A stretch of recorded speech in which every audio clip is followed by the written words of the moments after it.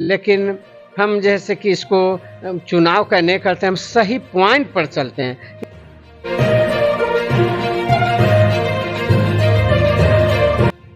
नमस्कार, मैं अतुल आदित्य। आप देख रहे हैं खबर बिहार। आज हमारे साथ एक ऐसे शख्सियत बैठे हैं जो किसी परिचय का मोहताज नहीं है। बाहर में इनकी एक अपनी पहचान है और लगातार हर कार्यक्रम में आप इनको देखते होंगे।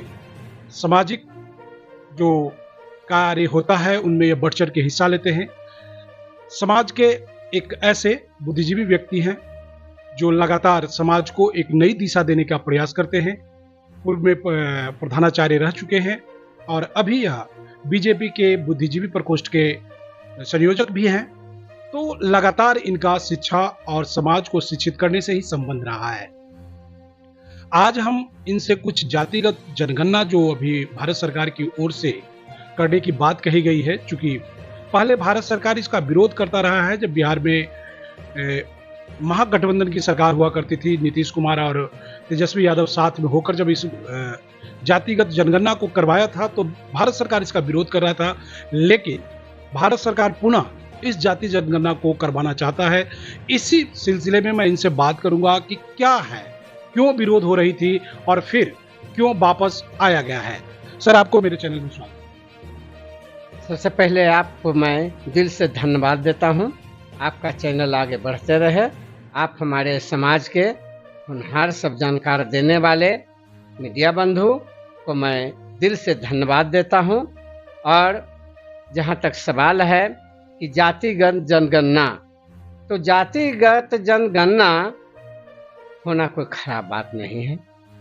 हम इसलिए जात पर जोर दे रहे हैं कि समाज में हिंदू में अनेक जाति हैं। शुरू से हमारा समाज अनेक वर्ग में बटा हुआ है, तो अनेक वर्ग में बंटते हुए भी हम लोग एक हैं। हम लोग सभी हिंदू हैं। तो यह एक स्पष्ट हो जाएगा कि हम इतना में ये हैं, इतना में ये हैं, लेकिन हम लोग हिंदू आपस में वैमनस्य नहीं करेंगे, क्योंकि भारत तो अनेक विभिन्नताओं करके एकता का प्रतीक है। उसी तरह से अनेक जातियों का मिलन समारोह से हम हिंदू जाति हैं। आज सभी हिंदू हम मिलकर रहेंगे और जनगणना ये होना चाहिए, क्योंकि प्रत्येक 10 वर्ष पर जनगणना से पता चलेगा कि हम घट रहे हैं या बढ़ रहे हैं। पहले जो है भारत सरकार इसका विरोध कर रही थी, लेकिन अभी भारत सरकार राजी हुआ। क्या इसको बिहार चुनाव के परिप्रेक्ष्य में देखा जाए? नहीं, चुनाव पर इसका नहीं, तो नियम के तरह होता है और नियम के तरह में जनगणना होनी चाहिए, इसलिए हो रहा है। चुनाव तो चुनाव अपनी जगह पर है।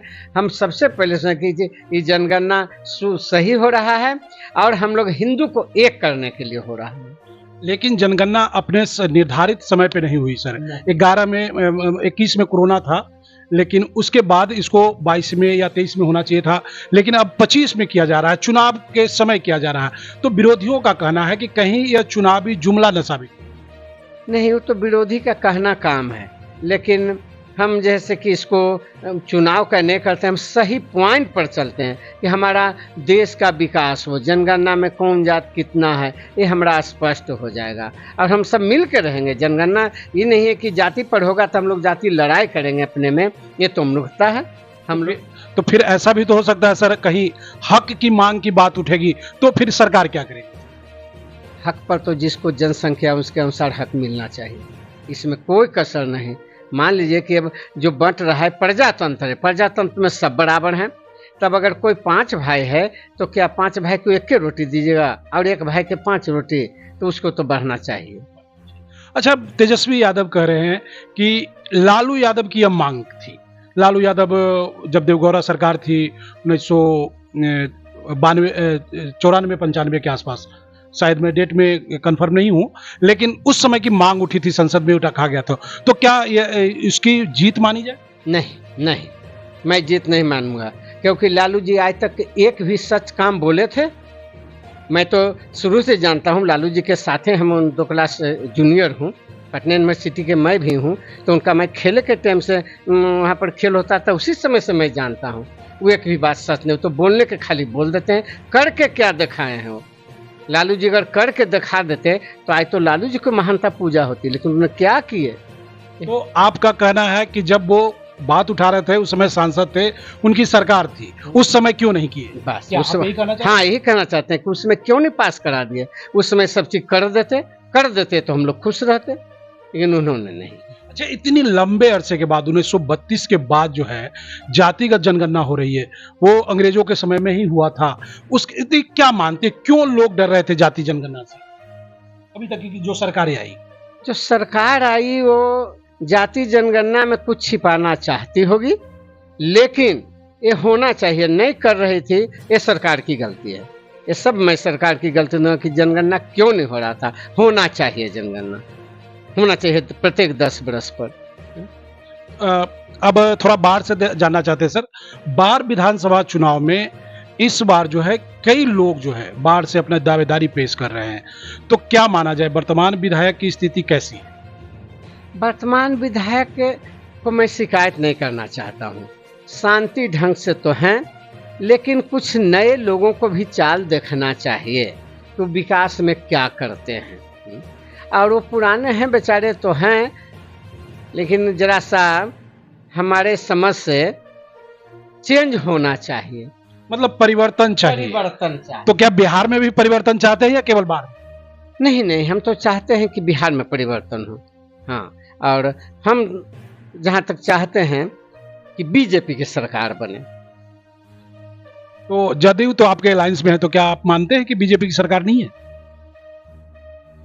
हेड तो हम नहीं है, टेल में है, तो टेल रहता है। हमारी संख्या भी ज़्यादा है, फिर क्यों हम जैसे कि टेल में है, हेड क्यों नहीं हो रहे हैं?